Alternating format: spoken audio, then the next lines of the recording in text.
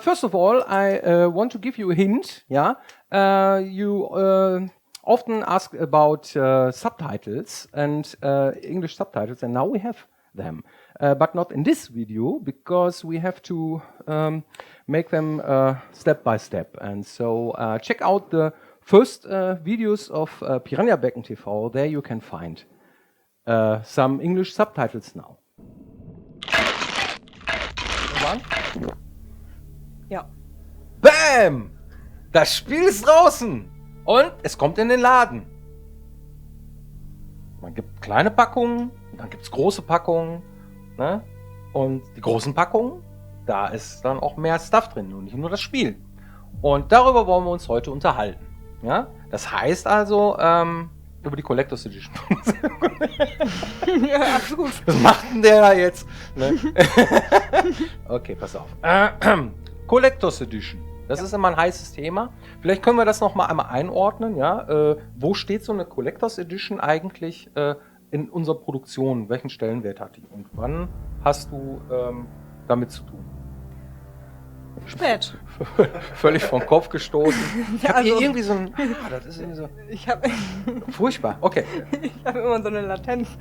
Ich muss mich noch daran gewöhnen, dass die Kamera leuchtet. Jenny. Ich gucke immer so, nee, die ist es. Okay, relativ spät, denn am Anfang macht es überhaupt gar keinen Sinn, sich Gedanken darüber zu machen, was theoretisch in die Collectors Edition kann, weil man später erst, wenn im Spiel die meisten Assets drin sind, die meisten Figuren drin sind, meistens dann auch erst einen Überblick bekommt, was eigentlich cool wäre und was man gerne haben möchte. Und dann kommen irgendwie Ideen. Ja, wir haben hier jetzt zum Beispiel eine stehen, ne? Unsere aktuelle Collectors Edition von Elex, die fand ich eigentlich ziemlich cool. Die so nicht ausgeliefert wird, weil das jetzt so ein Ding ist, was wir auch beschriftet haben. Ne? Da haben wir rumgekrickelt unsere Namen. Maki, Jenny, Björn, Lia, Timo, Magic mit seinem Ding. Das ist Magic. Das ist Magic, ja. Ah, den habe ich nie erkannt. Ich dachte, wer macht denn so ein Kringel. Mannequin? Ja. Das soll wohl Rüwe heißen. Ah, alles klar. Vermutlich. Ist auch schön, ne? Ja. Ja, weiß nicht, wer das ist. Keine Ahnung. Kann man das überhaupt sehen? Hm. Ja, so ein Kringel. Hier oben drauf sind noch mehr. Harry und Marc. Ja, Ja. Daniel. Ja, Ja. gut. Was kommt da rein? Also, Und wer entscheidet das? ja, das ist tatsächlich, also bei Elex war das tatsächlich ein Zusammenspiel. Siehst du, da haben wir es wieder. Ein Zusammenspiel zwischen uns und dem Publisher. Ja. Denn produzieren tun wir die Dinger natürlich nicht selber, auch die kleinen Schachteln nicht, sondern Was generell so ist, also mit dem Publisher musst du zusammenarbeiten. Logisch. Ja, also und ein Publisher kommt auch generell immer zu einem und fragt dann nach Ideen. Ja. Ja, was sollen wir da rein tun? genau, am besten mit Blub, blub. Bildmaterial. Denn dann kann man sich das besser vorstellen, wie das am Ende aussieht. Ja, bei dieser hier war recht früh klar, dass wir uns eine Figur wünschen. Ne? Aber wer das ist und wie die Figur aussieht, das war lange nicht klar. Das ist auch immer eine wunderschöne Diskussion, denn die meisten da draußen, ne, andere Entwickler, nehmen sehr gerne den Helden. Und bei uns ist es natürlich so, dass unser Held immer anders aussieht. Ja? Am Anfang ist das so ein Typ mit wenig Kleidung und einer schlechten Waffe. Und im Laufe des Spiels kannst du dich dann an unterschiedlichen Gilden anschließen. Und dann sieht er völlig anders aus. Welche Gilde nimmst du denn dann? Ja? Und wir haben uns dann letztendlich entschließen. Was ist los mit mir? Patsch! Entschlossen. Yay! Es tut mir leid. Kein Problem. Wir haben Zeit. Den Antagonisten zu nehmen, Genau. weil wir den Alp halt ganz cool fanden. Freies Gesicht. Der hat eine Maske, ne? es ist tatsächlich Ja. Kallax Ah, okay. mit Interessant. so einer Rüstung. Also das Gesicht ist Kallax, ja. Gut. Den, Der rennt halt mit dieser Maske nicht rum im Spiel. genau richtig, aus game-technischen Gründen, Mhm. weil er auch viel Viel redet. redet. Genau. Aber theoretisch wäre das seine komplette Kluft. Genau. Also die Kluft eines Alexitos, das ist so von der Antagonistenriege sozusagen unser Darth Vader, ne? Wo es halt mehrere von gibt. Ja, das fanden wir cool, die Alps, ne? Als die Bad Guys der Welt sozusagen, dass wir da eine coole Figur haben. Und es ist immer, gibt es eigentlich Collectors Editions ohne Figur? Ja, ne? Mir fällt jetzt gerade kein Beispiel ein. Haben wir selber mal sowas gehabt? Weiß ich gar nicht mehr, kann mich kaum erinnern. Ja, ich weiß, dass es manchmal halt getrennt wird, Ja, ne? ne? Weil es halt die Produktion einer solchen Figur Bei ist den halt Gnomen war das das so, teuerste. glaub ich, ne? Ja. Mhm, Wir hatten genau. zum Beispiel da diese spezielle Schatztruhe Ja, damals bei das Ding Risen. zum Beispiel, Und, ne? Gothic 3, hier der Glatzkopf. Manchmal kann man auch Ja. die Figuren einzeln dann nachbestellen, je nachdem, was für ein Modell da gefahren wird und wie groß auch die Nachfrage danach ist, ne? Klar. Denn unsere Fans, die haben natürlich auch immer eine Menge Ideen. Die schreiben sie dann irgendwo ins Internet oder in die Foren oder auf Facebook, was weiß ich. Ja. Und wir haben auch nochmal eigene Ideen, der Publisher hat eigene Ideen und dann gibt es einen Wust von Ideen, was man in so eine Collectors Edition packen kann. Und ja, man kann sich dann überlegen, was ist denn wirklich wichtig und was möchte der Spieler tatsächlich dann auch da draußen haben und Geld dafür ausgeben. Es gibt ja auch so Collectors Edition irgendwie des Wahnsinns. Da hat jemand dann irgendwie so einen funktionierenden Roboter dabei irgendwie. Das Ding kostet 500 Euro. Wer kauft das? Und in der Produktion ist es auch noch sehr teuer. Muss man sich dann überlegen, ob sich das überhaupt lohnt oder ob das dann am Ende eher eine schlechte Idee ist. Und welche Sachen die Spieler so gut finden, dass sie dass sie sich entscheiden, nicht die normale, sondern die Collectors Edition zu kaufen. Ja, was wollt ihr da haben? Genau. Und das ist eine limitierte Auflage, ne? Die läuft schon so unter der Prämisse Fanservice ein Stück weit, ja.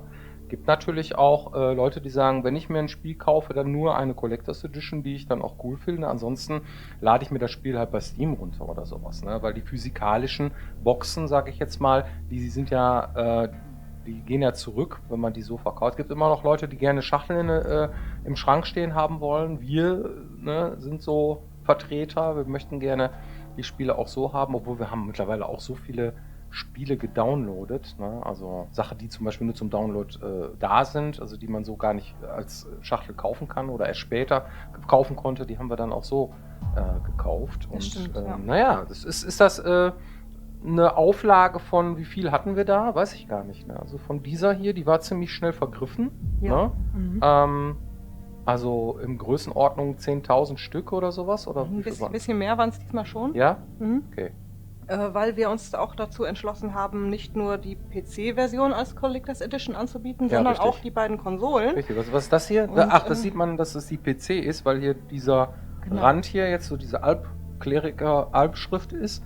Und bei den anderen ist halt hier dieses Banner von der Konsole, glaube ich. Ne? Das kommt nämlich noch dazu, wenn man seine Collectors Edition nämlich auch auf der PlayStation 4 oder für die Xbox One anbieten möchte, dann muss man erstmal an Microsoft und Sony vorbei. Die dürfen das Ding dann nämlich nochmal beurteilen und die müssen auch gucken, wo kommen denn dann ihre Logos hin und wie teurer wird das Ganze und Ja. so weiter. Das ist also ein Riesenaufwand, bei dem man sich genau überlegen muss, lohnt sich das überhaupt, eine Collectors Edition auch für die Konsolen anzubieten. Wir haben es diesmal gemacht. Und sind auch sehr zufrieden mit, weil die Leute das offensichtlich haben wollten und da ihren Spaß dran haben. Ja, und wie sind wir dazu gekommen? Was haben wir da reingepackt? Wir hatten einen Anhänger, ja, also sowas ähnliches wie die Schläfermaske hier, nur als Drohne. Genau. Und zwar die Crony-Drohne aus dem Spiel. Dann hatten wir da eine Karte. Dann hatten wir da Eine Stoffkarte, genau. Stoffkarte, dann hatten wir den Soundtrack, also die Musik. Ja. Dann hatten wir da das Making-of als DVD. Das Spiel natürlich, ne? Ob jetzt Konsolenspiel oder PC. Die Figur, ein Artbook war drin. Richtig, das Artbook war drin. Und dann bestimmt noch ganz tolle andere Sachen. Aber das ist natürlich dann alles hier drin unterzubringen. Das heißt, da muss sich einer von THQ, in dem Fall war es der Georg, ja, der sich wirklich explizit monatelang darüber Gedanken macht, wie er das dann arrangiert. Und das Ding ist ja wirklich ein sehr massiv gebautes Ding.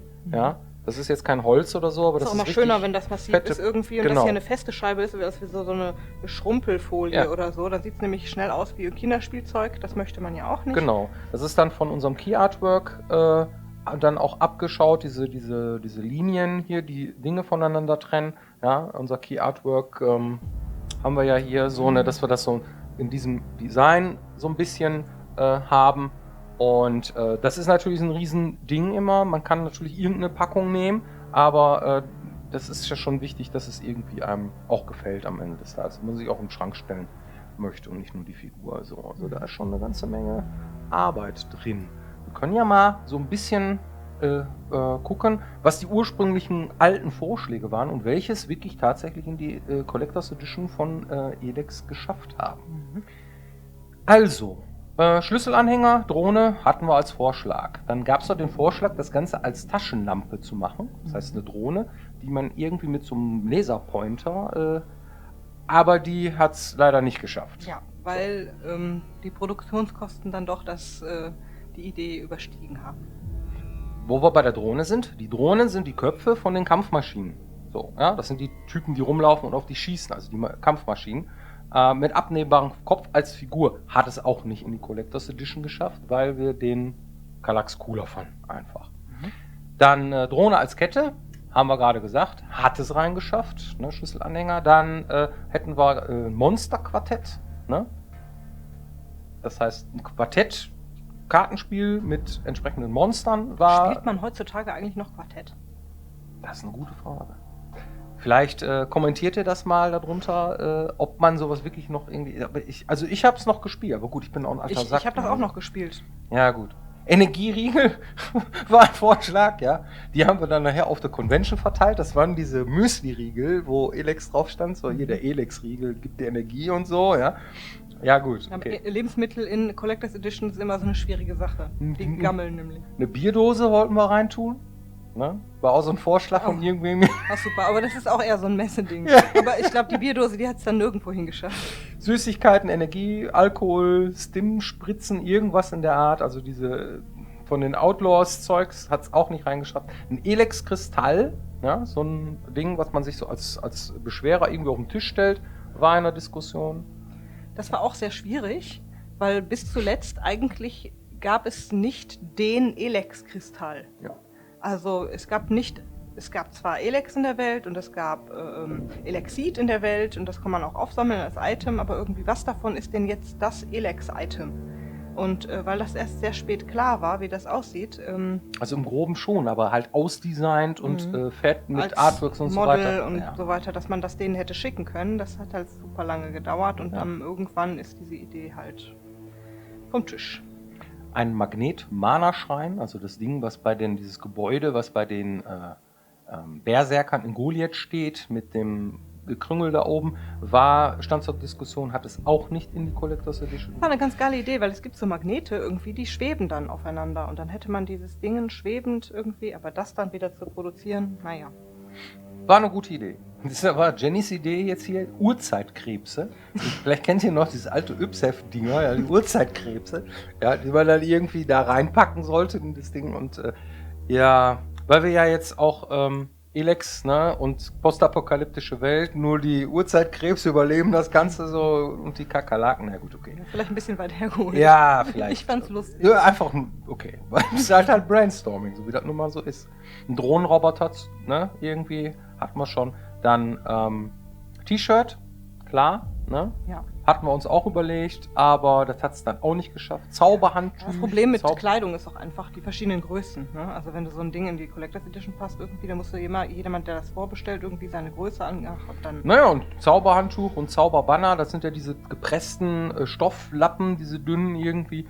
Hatten wir uns auch überlegt, hat es auch nicht. Dann ein Poster. Ja, Poster ist auch immer so ein Ding, ne? Ja, vor allen Dingen, das ist immer geknickt. Ja. Das ist dann doof. Will man nicht, ne? Ja. Ist auch blöd. Stoffkarte, hat es geschafft. Ja. Super, yay. Soundtrack, okay, war klar. Sticker, Skin für Konsolen oder Handys. Also diese für die Konsolen oder Schalen, irgendwas in der Art. Die haben es nicht geschafft, aber man konnte tatsächlich einen Elex-PC kriegen. Den konnte man kaufen. Na ja, gut, aus diesem Brainstorming-Zeug erwächst ja vielleicht auch mal eine Idee für eine andere, aber für die Collectors Edition war das nicht geeignet. Richtig. So, ne? Artbook hat es geschafft. Ne? Comic haben wir später gemacht. Und zwar den Nasty-Comic hatten wir. Ne? Auch so ein Convention-Ding ist da draus geworden. Ein Notizbuch, so ein Elex-Notizbuch, so ein Ding hatten wir als Idee. Ja? Rucksack aus dem Spiel. Altar mit Magneten darüber im schwebenden Objekt. Ne? Ja, Und Hoshi hatte noch die Idee, ein Hörspiel zu produzieren zu lassen. So. Ja, Was ja dann ein kleines Projekt neben dem Projekt wäre, ne? Das ist halt aufwendig. Ja. Man muss eine eigene Geschichte dafür finden und so weiter und so. Ja, das war schon, also vieles davon hat es dann tatsächlich auch reingeschafft. Ne? Aber es ist halt so, muss man Ideen gibt es genug, aber dann hapert es oft auch an der Umsetzung. Wie kriegt man das hin? Coole Ideen, klar, ne, gibt es genug, aber ist ja nicht so einfach. Ja. Ja. Ja, wie seht ihr das denn irgendwie? Was würdet ihr denn gerne mal in einer Collectors Edition sehen oder was würdet ihr vermissen und was ist euch das Ding wert? Das ist ja auch eine ganz interessante Frage. Ist zwar für uns jetzt akut nicht Opportun. ja, aber irgendwann, wenn man wieder so weit ist, dann ist das durchaus Würde man aus einem Fundus von guten Ideen dann schon schöpfen können. ja, interessante Sache. Sehr gut. Wo wir schon bei der Community sind, Ja, du hast da noch ein paar Fragen. Kommen Genau. wir zum Community-Sektor. ja. Ja, kommen wir auch direkt, das ist eine schöne Überleitung. Die Frage wurde gestellt, erzählt ihr denn in eurem Format hier auch mal etwas über das neue Projekt? Ja, klar, machen wir das. Das haben wir natürlich auch vor. Wir erzählen euch ja jetzt schon immer, was wir oder wie wir Dinge bewerten oder was wir so machen oder wie wir etwas entwickeln. Und konkret wird es natürlich erst dann, wenn wir soweit sind. Wenn das Announcement raus ist. Das heißt, wenn klar ist, was wir tun, ja, und wir darüber in der Öffentlichkeit reden dürfen, dann werden wir konkreter an der Stelle. Genau, aber da wir noch ziemlich früh im Projekt sind, dauert das noch. Und das ist uns auch ganz lieb Aber so. wir haben ja tonnenweise Sachen, über die wir trotzdem reden können. Ne? Richtig, ne? Wir sind hier natürlich jetzt auch schon dabei und begleitend erzählen wir euch bestimmt auch einiges von den Dingen, die wir tun. Weil wir werden nicht das grobe, fahrlässig andere Ding machen, so wie ein Autorennspiel oder so. Wir werden uns schon selber treu bleiben in dem, was wir tun. Und deswegen gibt es da genug Dinge, über die man reden kann, auch wenn man nicht ganz genau weiß, worum es geht. Ja, Ja, die nächste Frage wurde gestellt, auch interessant. Findet ihr das Gehalt, was ihr in der Games-Branche bekommt, fair? Dazu ich wusste, da guckt sie mich an. Ja, so, ne? Da musste mir ich fällt jetzt- auch eine Menge dazu Das ein. ist halt ja. ein Ekelthema irgendwo. Ja, keine Ahnung, Ja. was derjenige, der diese Frage gestellt hat, sich dabei gedacht hat. Aber es gibt ja nicht das Gehalt in der Games-Branche. Das ist so ähnlich wie wenn man jetzt, wir leben jetzt im Ruhrpott und andere leben in München. Ja, ich habe mir erzählen lassen, wir haben jetzt ein schönes Heim irgendwo am Stadtrand hier in Bochum. Ja, und das ist, das, was wir bezahlen, ist genauso teuer wie das, was jemand anders zahlt in einer Zwei-Zimmer-Wohnung in München. Entsprechend. Wohnklo. Ja. Ja, Ne, ist so. Man weiß es ja nicht, ne? Ja. Also wir leben nicht in München, aber je nachdem wo in Deutschland. Es gibt doch schöne Wohnungen, nicht nur also in München ganz bestimmt. Also München ist auch eine coole Stadt, aber sie ist halt teuer. Genau, Ne? das Es ist es. ist, Ne? deswegen sind Gehälter dann natürlich auch regional abhängig, willst du damit sagen? Ganz genau, Ne? darauf wollte ich hinaus. Ja. Das heißt, je nachdem, in welchem Studio man arbeitet, sind die Gehälter bestimmt unterschiedlich, je nachdem, in welcher Region man arbeitet. Im Ausland ist es dann noch extremer. Und dann natürlich auch je nachdem, was man macht. Ja? Ein Programmierer zum Beispiel verdient in der Regel ganz gut, aber nicht so gut wie in der freien Wirtschaft. Und ja, ein QA-Mensch, der gerade irgendwie nur testet, der verdient entsprechend weniger. Und ich fand das immer fair hier bei Piranha Bytes. Wir können uns nicht beklagen. Wir mögen Aber wir den. fahren auch keine Ferraris. Wir fahren aber auch keine Ferraris, Ja. genau. Das heißt, man kann gut leben. Wir freuen uns immer, wenn wir ein neues Projekt machen dürfen und beklagen uns nicht. Und ja, von daher, Auch die Unterschiede untereinander sind relativ flach, was die Bezahlung angeht hier. Ja. Ne? Also das ist schon recht fair. aber finden wir. was die anderen verdienen oder so, ich habe keine Ahnung. Darüber redet man ja auch nicht. Ich bin der Meinung, wenn man auskommt und wenn man seine Kosten irgendwie im Griff hat und jetzt nicht irgendwie ein Gap hat von irgendwie 200 € im Monat oder so, wo man irgendwie immer weniger und dann in eine Schuldenfalle reintappt oder so, ja, man auch was zur Seite legen kann, dann ist das auch okay. Ja. So, ja. Finde ich auch. So. Weil ich mag meinen Beruf auch. Also Ja. von daher.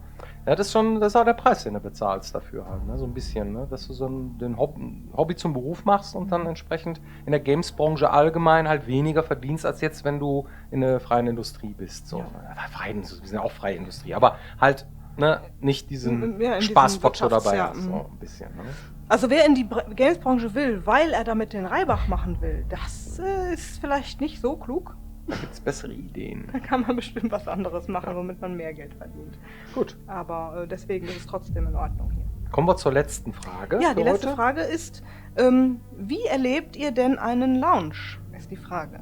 Also, wenn unser Spiel fertig ist, Release-Datum kommt, das Ding kommt auf den Markt, Wie fühlen wir uns da? Nervös. Ja? Wir haben so ein paar, sag ich mal, Meinungen schon eingeholt, dass wir wissen ungefähr, was uns erwartet. So ähnlich wie bei einer Mathematikarbeit in der Schule. Ja? Im Grunde weiß man schon, welche Note man bekommt. Ja? Weil man seine Performance doch selber auch ganz gut beurteilen kann. Ja? Aber es gibt auch immer noch Überraschungen. Also Elex kam sehr gut an und bei vielen Sachen waren wir selber ein bisschen skeptisch, weil gerade auch am Anfang sehr uns Skepsis entgegenkam, was das Setting angeht und so. Und Jetpack in der Welt, meint ihr, dass das eine gute Idee ist? Dann kann man ja überall hinfliegen und dann muss das auch und dies und das. Aber offensichtlich haben wir da einen Nerv getroffen, ja, und da sind wir auch sehr glücklich drüber. Aber das weißt du dann in so einer Phase nicht. Das kannst du nicht selber absehen. Das kann sein, dass das funktioniert. Es kann sein, dass es nicht funktioniert. Man ist auf jeden Fall primär nervös. Es gibt diese ominösen Crunch Times, ja, die man so am Ende des Projektes in der Games-Branche nachgesagt bekommt, dass alle jetzt irgendwie crunchen müssen. Das bedeutet, dass man Überstunden kloppt wie blöd. Ja. Wir Piranhas, wir haben versucht, das größtenteils abzustellen. Das heißt, dass man die Überstunden, die man auch tatsächlich macht oder so, dann auch abfeiern kann. Es gibt ein paar Idioten hier, zu denen zähle ich auch, ja, die am Ende des Jahres zu viel Urlaub noch übrig haben, das heißt zu lange gearbeitet haben. Ich bin Workaholic, da gehört auch noch der Philipp dazu, ne, und noch ein paar andere Leute. Naja, und wenn meine Frau dann sagt, irgendwie, wie wär's denn mal mit nach Hause kommen, so, ne, dann wird es Zeit, dann auch mal zu sagen. Aber alle anderen ist plus minus 0 am Ende. 26 Urlaubstage, ja, und dann läuft das. Aber am Ende des Projektes ist es halt so, dass du wohl das eine oder andere Wochenende mal drauflegst. Die Zeit wird, wie gesagt, dann auch wieder abgefeiert, aber dann ist man schon nervös. So erleben wir das. Ja. Und dann sitzen wir vor Twitch und gucken uns die Streams an und dann gucken wir uns an, wie Leute unser Spiel spielen und so. Das ist wie die ersten Bewertungen kommen rein, das ist sehr gruselig, weil man denkt so, Gott, was passiert da jetzt? Ja. Ne? Geht's runter, geht's rauf, stecken die sich gegenseitig an? Ja. Man weiß es nicht. Also wir wissen schon, dass wir ein Spiel gemacht haben, das eine bestimmte Gruppe an Leuten bestimmt gerne spielt, ne? Weil diese Gruppe an Leuten, die gibt's ja auch hier. Und da haben wir schon ungefähr die Gefühle, alles klar, da gibt's so ein paar Leute, die läuft oder läuft nicht, so. Ja. Aber wie viele Leute kaufen das Ding denn jetzt auch tatsächlich für den Vollpreis? Ne? Das ist so immer die erste Woche nach Release, ist immer die wichtigste für so ein Studio wie uns. Und da guckt man natürlich besonders hin, was da passiert. Und dann schaffst du es entweder oder schaffst es nicht. Und in unserem Fall war das jetzt ist das sehr schön gelaufen. Ja. So gut, dass wir jetzt sogar noch letzte Woche den Game Award gekriegt haben und mehr als 100.000 Einheiten in Deutschland verkauft haben. Vielen, vielen, vielen, vielen Dank dafür. Ja, das ist super, denn seit 2015 ist das keinem anderen deutschen Studio mehr gelungen.